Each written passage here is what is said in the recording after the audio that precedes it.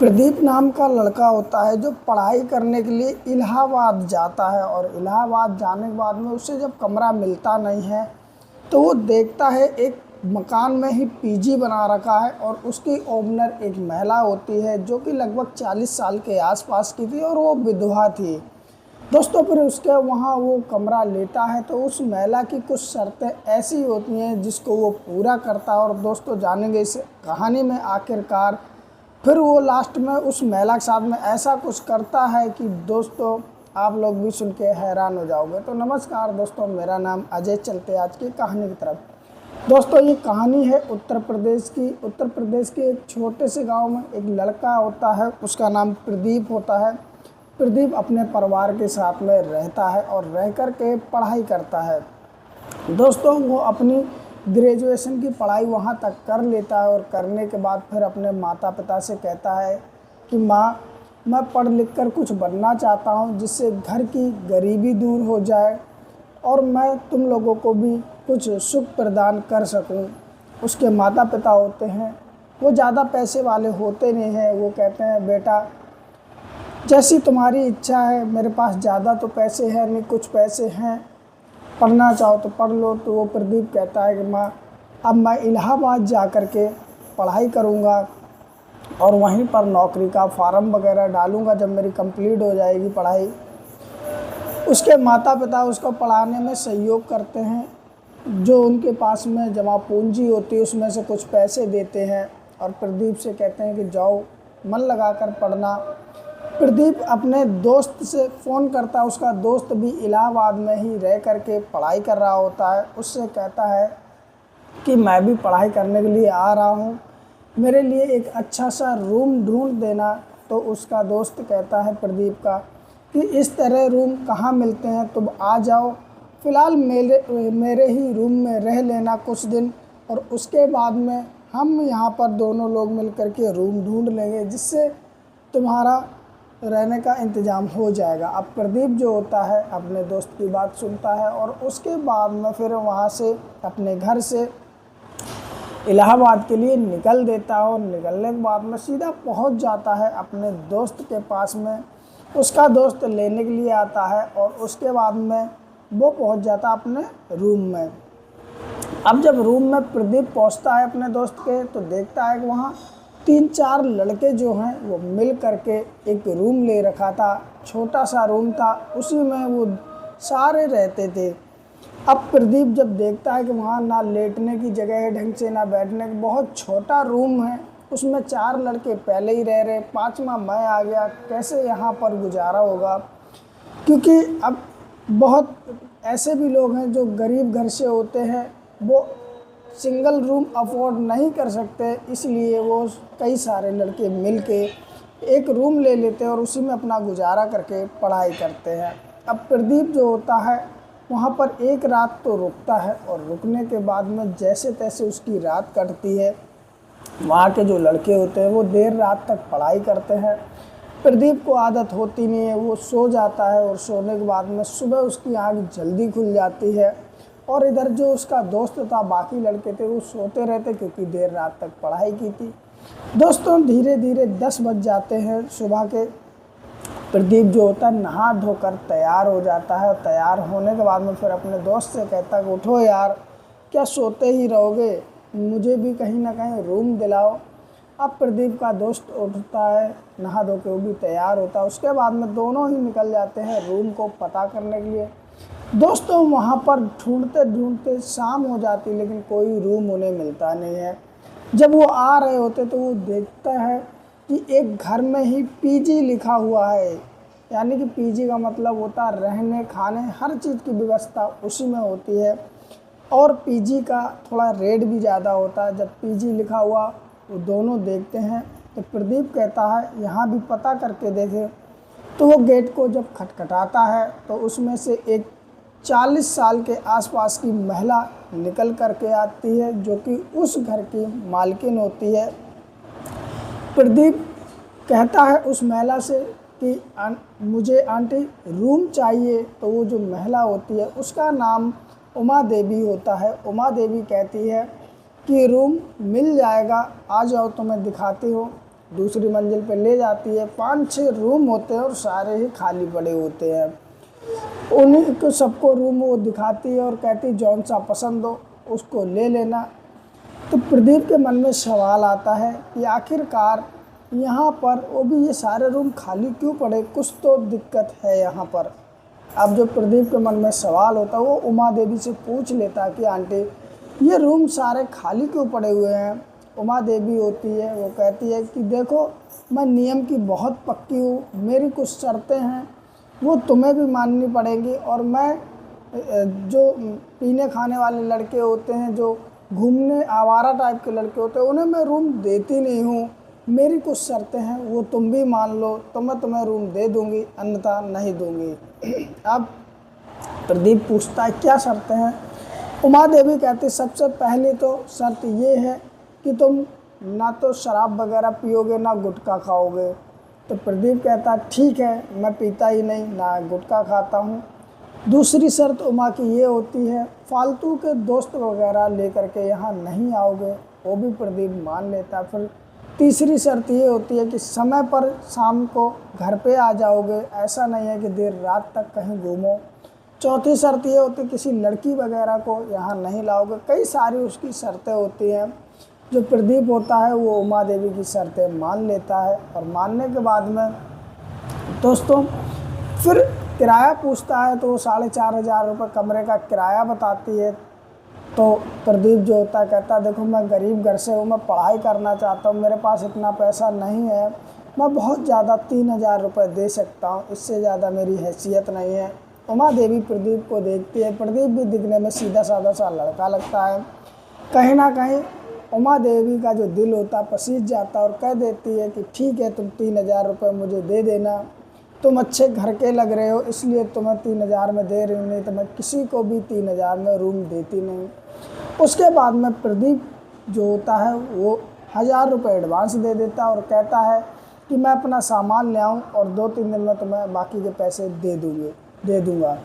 अब जो प्रदीप होता है जाता है, जो उसका बैग वगैरह होता है वो ले आता है और वो उमा देवी के ही मकान में उस पीजी में रहने लगता है। अब दोस्तों उमा देवी जो होती है उसी का खाना जो होता है वही देती है प्रदीप को बना करके। हालांकि उमा देवी ने एक नौकरानी लगा रखी थी खाना वगैरह बनाने के लिए। अब जो प्रदीप होता है वहाँ रह करके पढ़ाई करने लगता है और धीरे धीरे समय भी गुजरता है। और इधर दोस्तों धीरे धीरे प्रदीप और उमा देवी की बातें नज़दीकियाँ बढ़ने लगती हैं, यानी कि बातचीत बढ़ने लगती है। अब प्रदीप पूछता है उमा देवी से कि तुम इस मकान में अकेली रहती हो, तुम्हारे बच्चे वगैरह और सब कहाँ हैं। तो उमा देवी कहती है मेरी 2 लड़कियां हैं जो कि बाहर रह करके पढ़ाई करती हैं, बेटा मेरा कोई है नहीं, इसीलिए मैं किसी को ये कमरे किराए पर देती नहीं हूँ, तुम सही लगे इसलिए तुमको मैंने ये कमरा दे दिया। अब प्रदीप जो होता है उमा देवी की काफ़ी मदद कर दिया करता था, सामान वगैरह ला दिया करता था। कभी कभार उमा देवी का जब सर दर्द वगैरह होता है तो चाय वगैरह बना दिया करता है। इस तरह दोस्तों धीरे धीरे समय कटता और साल 2 साल इस तरह कटने लगते हैं। प्रदीप जो होता है अपने एग्ज़ाम देता है और एग्ज़ाम में 2 बार फेल हो जाता है और फेल होने के बाद में बैठ करके अपने ही कमरे पे रोता है। तो उमा देवी आती है और प्रदीप की हालत देख करके उसको समझाती है कि तुम इतनी मेहनत करो कि पास हो जाओ, कोई बात नहीं, ये तो हार जीत लगी रहती है, यानी कि फेल पास लगा रहता है, इस बार तुम इतनी मेहनत करना कि पास हो जाओ। दोस्तों फिर से प्रदीप पढ़ता है, मेहनत करता है और इस बार तीसरी बार में वो पास हो जाता है। पास होने के बाद में बहुत खुशी होकर घर पे आता, मिठाई लाता है, जो आंटी उमा देवी होती उसे भी खिलाता है और कहता है कि मैं पास हो गया। और उमा देवी भी अब उसे अपने सेम बेटे की तरह रखती हैं, क्योंकि उमा देवी को भी लगाव हो जाता है प्रदीप से। अब दोस्तों कहानी ये बनती कि वो नौकरी का फॉर्म डालता है और उसे सरकारी नौकरी भी मिल जाती है। जब मिल जाती है तो वो बहुत खुश होता है और उसके बाद में अपनी माँ को भी फ़ोन करता है कि माँ मुझे नौकरी मिल गई है। इधर होता क्या है, फिर जब उसकी पढ़ाई पूरी हो जाती है तो वो उमा देवी का जो मकान होता है उसे छोड़ करके अपने गांव चला जाता। हालांकि उमा देवी का नंबर ले आता और कभी कभी वो बात कर लिया करता। अब इधर जब नौकरी लग जाती है, समय बीतने लगता है, वो नौकरी करने लगता है और उसके बाद में उसके घर वाले शादी करा देते हैं। उसकी जो पत्नी आती है वो भी पढ़ी लिखी आती है, उसकी भी नौकरी लगी होती है। अब प्रदीप और उसकी पत्नी दोनों नौकरी करते हैं, दोनों ही बहुत पैसे कमाते हैं और धीरे धीरे इनकी घर की गरीबी दूर हो जाती।